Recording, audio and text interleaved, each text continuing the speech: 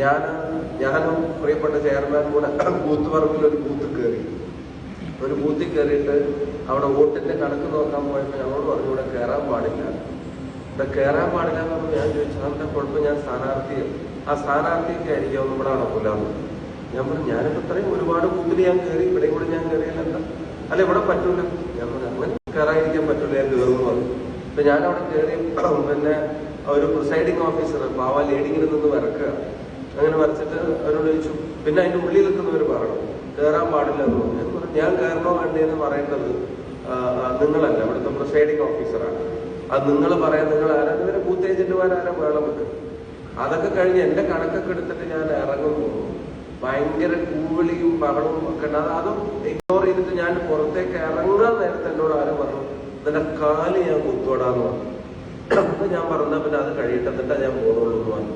എന്നാ പിന്നെ അത് കഴിഞ്ഞിട്ടാ ഞാൻ പോണുള്ളൂ, ഞാൻ ഇവിടെ ഉണ്ടാവുന്നു പറഞ്ഞു.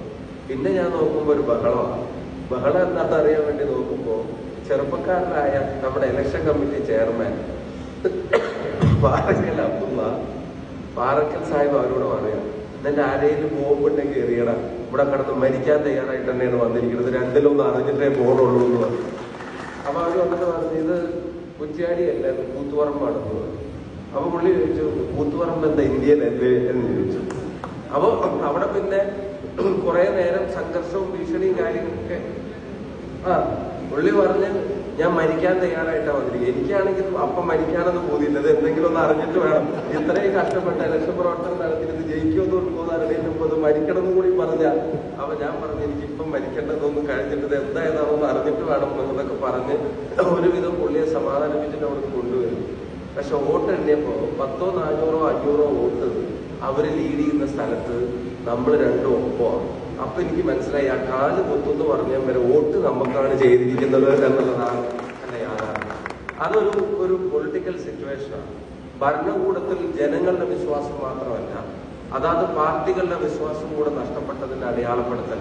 അപ്പൊ ജനങ്ങൾ ആഗ്രഹിക്കുന്ന ഭരണമാറ്റത്തിന് നേതൃത്വം നൽകാൻ നമ്മൾ തയ്യാറായി നിൽക്കുക എന്നുള്ളത് ഏറ്റവും വലിയൊരു നെസസിറ്റിയാണ്. അത് പ്രവാസ ലോകത്ത് നിങ്ങൾ നടത്തുന്ന ഇടപെടലുകൾ, അത്തരം കാര്യങ്ങൾ എത്ര മാതൃകാപരമാണെന്ന് പറഞ്ഞാൽ. ഇപ്പൊ ഇവിടെ കുറെ ആളുകൾക്ക് നമ്മൾ ഉപഹാരം കൊടുക്കും. UAE നിന്ന് മാത്രം 4 കോടി രൂപ, 36 കോടി രൂപ ഈ സംസ്ഥാനത്തെ ജനതയ്ക്കൊരു ദുരിതം വന്നപ്പോൾ അതിലേക്ക് എത്തിച്ചു കൊടുക്കാൻ ഒരു പ്രസ്ഥാനം തീരുമാനിച്ചപ്പോൾ ഞാൻ വടകരയിൽ പ്രസംഗിച്ചു. അത് ആ തുകയുടെ അല്ല, അത് ജനങ്ങൾ അർപ്പിക്കുന്ന വിശ്വാസത്തിന്റെ വലുപ്പമാണ് എന്നുള്ളതാണ് നേരത്തെ ഇവിടെ പ്രവീൺ കുമാറോട് സൂചിപ്പിച്ചത്. അതിന് നിങ്ങൾ ഓരോരുത്തരും